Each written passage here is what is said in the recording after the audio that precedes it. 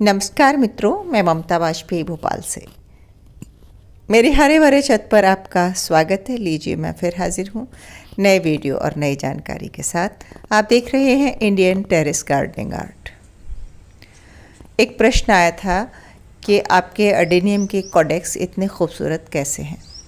तो चलिए आज इसी पर डिटेल में बात करते हैं कि अडेनियम के कॉडेक्स को मोटा, तगड़ा, गोल, मटोल कैसे बनाया जाए। दरअसल ज़्यादातर लोग अडेनियम के फूलों पर ध्यान देते हैं, पर मैं ये मानती हूँ कि फूलों के अलावा अडेनियम का जो कॉडेक्स होता है उसकी अपनी ब्यूटी होती है। अगर हम पौधे को बोंसाई की तरह बहुत हेल्दी, मोटा सा बनाएंगे तो वो बहुत खूबसूरत बनेगा। इसके लिए हमें बचपन से काम करना पड़ता है। जैसे हम बच्चा पालते समय छोटे से काम करते हैं ना, ठीक उसी तरह जब पौधा छोटा होता है तब से काम करते हैं। और ये काम आप तब कर पाएंगे जब आप सीड से पौधा ग्रो कर रहे हैं या आप बहुत छोटा पौधा ख़रीद कर नर्सरी से ला रहे हैं या जहाँ से भी आप खरीद रहे हैं। मैंने क्या किया, शुरू में एक या दो पौधे बड़े ख़रीदे थे और उनकी जब सीड पॉट बन गया उसमें, तो उनके बीजों से मैंने बहुत सारे पौधे तैयार किए और छोटे पौधों पर ही मैंने काम करना शुरू किया। और जब पौधा उगाते हैं ना, हम जब बीज उगाते हैं, हम सीड सोइंग करते हैं, तो वो हम थोड़ी सी उथली ट्रे में करते हैं। बहुत गहरे पॉट में कभी भी हम बीज नहीं उगाते। चलिए मैं आपको स्टेप बाय स्टेप सब कुछ बताती हूँ कि मैं कैसे इसकी शुरुआत करती हूँ। ये देखिए, सीडलिंग है सबसे छोटी ट्रे में। ये 2 इंच या 2.5 इंच ऊंचाई की होगी। इसमें हम 1 साल के करीब मैं इसमें रखती हूँ। तो रूट को नीचे जाने की जगह नहीं मिलती और उसलिए सारी एनर्जी कॉडेक्स में स्टोर हो जाती है। पौधा लंबा न होकर गोल मटोल सा मोटा तगड़ा हो जाता है। फिर देखिए, हम उसे 1 साल बाद ऐसे पैकेट्स में डाल देते हैं। आपके पास पॉट हो तो पॉट भी डाल सकते हैं। और फिर देखिए, ये 1 साल के बाद पैकेट में डाला और 1 साल हो गया। अब ये 2 साल के आसपास के पौधे हैं। फिर अगर इसमें ब्रांचेज आ गई तो हम यहाँ से सीधा प्रून भी कर देते हैं। जैसे हम प्रून करेंगे तो एनर्जी फिर कॉडेक्स में स्टोर हो जाएगी। और ये एक बार तो मैं इसे इतना लंबा ये पॉली बैग दे रही हूँ, अदरवाइज मैं आगे से इसको कभी बड़ा पॉली बैग नहीं देती हूँ। ये देखिए, कॉडेक्स में बहुत सारा पानी स्टोर हो रहा है और ये मैंने बड़े पॉली बैग इसलिए दिए हैं कि इसमें मैं ग्राफ्टिंग करने वाली हूँ, नहीं तो मैं छोटी चपटी ट्रे में ही लगाती हूँ। तो गहरा गमला कभी न लें आप। ये देखिए, ये मेरे पुराने पौधे हैं, लेकिन ये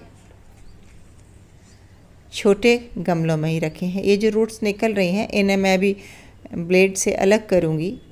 ये रीपॉट किए हुए हैं और ये रूट मैंने खिसका के ऊपर कर दिए हैं। हर रीपॉटिंग के साथ हम थोड़ा सा खिसका के ऊपर करते हैं पौधों को, और जो बारीक बारीक रेशे जो रूट्स के आते हैं, इन्हें हम ब्लेड से काट के सावधानी से अलग कर देते हैं। तो हमें कॉडेक्स अच्छा प्लेन मोटा सा मिल जाता है। प्लेन कॉडेक्स अच्छा लगता है। सारे ही पौधे देखिए, आपको ब्लेड से कटे हुए उसके निशान भी दिख रहे होंगे। और जब मेरे पास गमले कम होते हैं तो मैंने देखिए 2 पौधे एक गमले में लगा दिए हैं। ये तो कुछ शेप भी अलग हो गया। कोई भी ट्रे, उसकी गहराई नहीं बढ़ती, उसकी चौड़ाई बढ़ती जाती है। और चौड़ाई की भी एक सीमा है। जब मैक्सिमम बड़ी हो जाती है तो उसके बाद मैं ट्रे नहीं बदलती। उसी ट्रे में मैं रूट प्रून करके और अडेनियम डाल देती हूँ। तो एक तो आप ऊपर से बार बार प्रूनिंग कर रहे हैं और एक आप नीचे फ्लैट ट्रे दे रहे हैं। ये चीज़ आप फॉलो करेंगे और ये सब करते करते कई साल लग जाते हैं। 4 से 5 साल तो आराम से लग जाते हैं एक अच्छा कॉडेक्स बन के तैयार होने में। तो यदि आप अडेनियम को ब्यूटीफुल तरीके से उगाना चाहते हैं, बोंसाई की तरह लुक देना चाहते हैं, या कि उसके कॉडेक्स को मोटा करना चाहते हैं, ये देखिए एक निशान दिख रहा है। तो ये रीपॉटिंग में मैंने इतना ऊपर उठा दिया। जब भी रीपॉटिंग करते हैं तो जो जड़ें नीचे दबी हैं उन्हें उचका के ऊपर उठा के थोड़ा खोल देते हैं, तो वो कॉडेक्स बन जाती हैं।